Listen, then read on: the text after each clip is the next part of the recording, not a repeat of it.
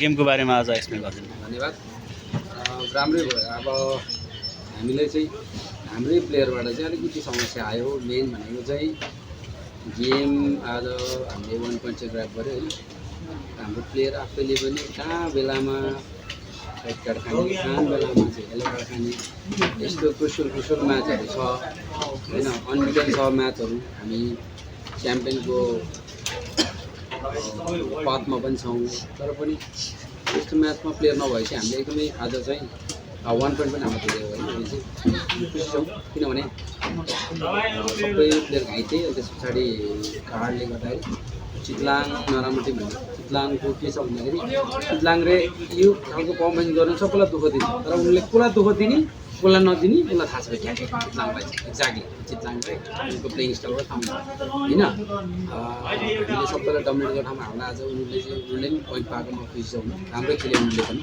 हामीले 2-4वटा मौका पायो, धेरै पाएनौँ किनभने हाम्रो प्लेयरमा चाहिँ त्यो लिगको एक्सपिरियन्स नभएको, म्याचको एक्सपिरियन्स नभएको कारणले पनि बल कहाँ राख्ने, कहाँ दिने, कसरी लिने, कसलाई दिने भन्ने कुराहरू हामीले अब ट्रेनिङमा गर्दा गर्दा नि चितलाङको मेन स्ट्रेन्थ भनेको 3टा विदेशी खेलाडीहरू उनीहरूको। त्यसले गर्दाखेरि नि अलिकति उनीहरूले त्यहाँ चाहिँ पावर युज गर्यो।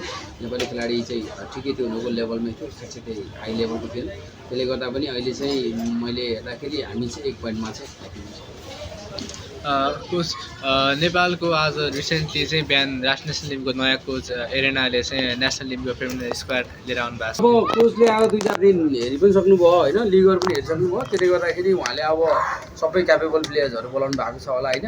त्यसले गर्दाखेरि मेरो धारणा चाहिँ त्यही हो। अब उहाँ नयाँ आउनु भएको छ कोच होइन। अब नेपाली प्लेयर्सहरूको सबै खेल्ने स्टाइलहरू सबै बुझेर चाहिँ आगामी दिनमा डेफिनेटली राम्रै गर्छ नेपालको लागि चाहिँ। मेरो धारणामा चाहिँ त्यो बोलाएको प्लेयर्सहरूले पनि मेहनत गरिदिन्छ होला कोचको फिलोसफीमा चाहिँ त्यो हो। अब देशको लागि सबैले पोजिटिभ नै कुरा गर्नुपर्छ भन्ने। यसै मैले एउटा प्रश्न जोडेँ कि नेपाली फुटबलले पछिल्लो समय चाहिँ उपाधिहरू जित्न सकेको छैन।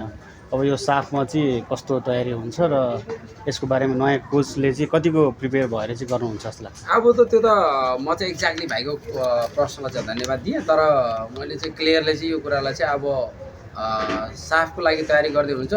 साफ चाहिँ उहाँले सकेसम्म जित्नको लागि प्रयास गर्नुहुन्छ। धन्यवाद।